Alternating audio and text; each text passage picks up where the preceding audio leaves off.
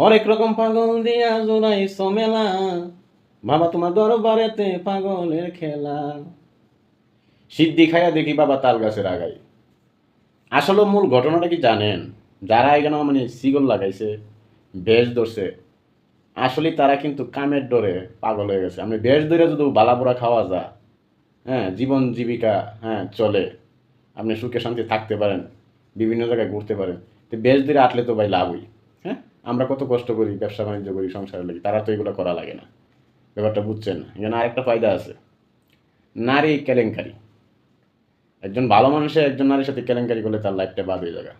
এরা কিন্তু মানে দৈনিক ওই 4-5টা নারীর সাথে কেলেঙ্কারি করে। পুরুষে যায়া, মাজারে যায়া হাজার হাজার নারীর সাথে কেলেঙ্কারি করে। খাওন নারী, বুক বিলাসিতা যদু আপনি বেশ দূরে পাওয়া যায়, শিকল লাগায় পাওয়া যায়, শালু কাপড় পরে পাওয়া যায়, তো মানুষে বাপ দূরে থাকে, তাদেরকে মনে করে সাধক সন্ন্যাসী, তারা অনেক ধরনের অনেক বড় নাগের ফকির, হ্যাঁ, মনে করে মানুষে, তাদের কিচ্ছু অভাব পড়ে না। আসল কথা ভাই এটাই, বুঝছেন? অন্য কোনো কারণ নাই। ওই সাধনা সুধনা সবই পাও, তন্ত্রমন্ত্র, সেটের বল সাবাস আমার দৌড়।